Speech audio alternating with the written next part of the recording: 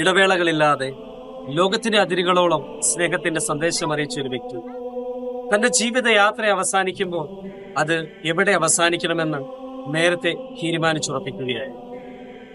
തനിക്ക് ഏറ്റവും പ്രിയപ്പെട്ട പരിശുദ്ധ അമ്മയുടെ സാന്നിധ്യത്തിൽ താൻ ഏറ്റവും പ്രാധാന്യമായി കാണുന്ന റോമിലെ സാന്താ മരിയ മേജർ ബസിലിക്കയിൽ തന്റെ അപ്പസ്തോലിക യാത്രകളെല്ലാം തുടങ്ങുമ്പോഴും അവയെല്ലാം പൂർത്തിയാക്കി റോമിലേക്ക് മടങ്ങിയെത്തുമ്പോഴും ഫ്രാൻസിസ് മാർപ്പാപ്പ ആദ്യമെത്തിയിരുന്നത് ഈ സാന്താ മരിയ മേജർ ബസിലിക്കയിലായി.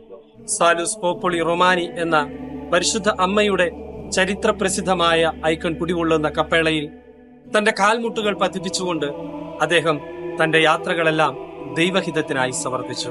പ്രായാധിക്യവും തന്റെ ആരോഗ്യ പ്രശ്നങ്ങളും ദൈവം അനുവദിച്ച ജീവിതത്തിന്റെ ഭാഗമെന്നതുപോലെ കൈക്കൊണ്ടുകൊണ്ട് അദ്ദേഹം മാനവികതയുടെ കളങ്കമില്ലാത്ത രേഖ എന്നതുപോലെ 2022 ജൂൺ മാസം 29 തീയതി തന്റെ സ്പിരിച്വൽ ടെസ്റ്റിമണിയിലൂടെ തന്റെ ആഗ്രഹം ലോകത്തെ അറിയിച്ചു.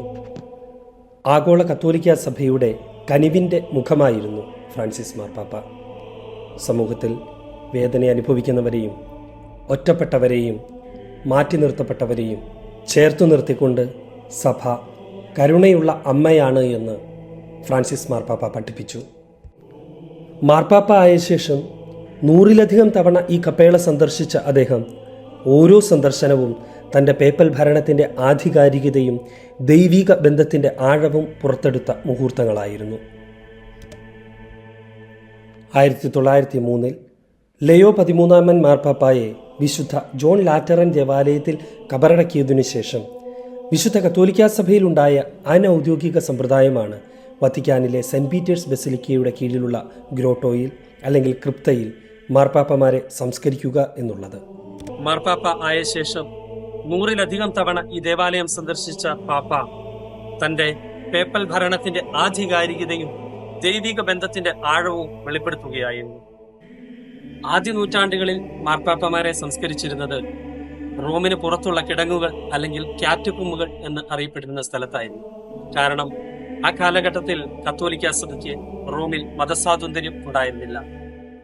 മതസ്വാതന്ത്ര്യം ഉണ്ടായതിനു ശേഷം മാർപ്പാപ്പമാരെ സംസ്കരിച്ചിരുന്നത് റോമിന്റെ പരിസര പ്രദേശത്തുള്ള ചെറിയ പള്ളികളിലും ലാറ്ററൻ ദേവാലയത്തിലും ആയിരുന്നു.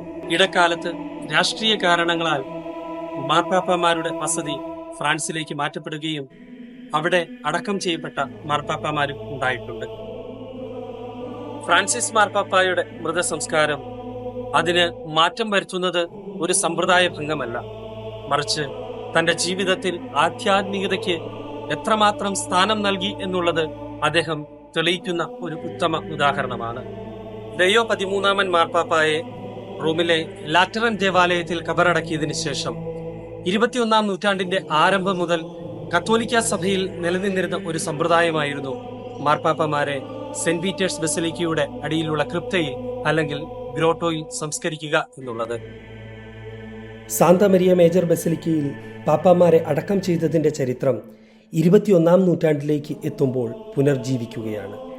ഹൊണോറിയൂസ് മൂന്നാമൻ, നിക്കോളോസ് 4-മൻ, വിശുദ്ധ പയസ് 5-മൻ, സിക്സ്തൂസ് 5-മൻ, ക്ലമന്റ് 8-മൻ, പോൾ 5-മൻ, ക്ലമന്റ് 9-മൻ എന്നിങ്ങനെ 13-ാം നൂറ്റാണ്ട് മുതൽ 17-ാം നൂറ്റാണ്ട് വരെ മേരി മേജർ ബസിലിക്കയിൽ അടക്കം ചെയ്യപ്പെട്ട മാർപ്പാപ്പമാരുടെ ഓർമ്മകൾക്കൊപ്പമാണ് ഫ്രാൻസിസ് പാപ്പായും ചേരുക. ഓരോ യാത്രയുടെയും അവസാനം എല്ലാവരും താൻ ഇഷ്ടപ്പെടുന്ന സ്വന്തം ഭവനത്തിലേക്കാണ് തിരിച്ചെത്തുക.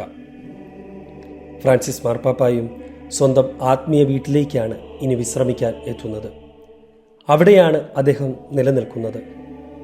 ലോകത്തിൻ്റെ സകല പക്ഷങ്ങളിലും വിതറി നൽകിയ കരുണയുടെ ആനന്ദത്തിൻ്റെ പ്രതീകമായി.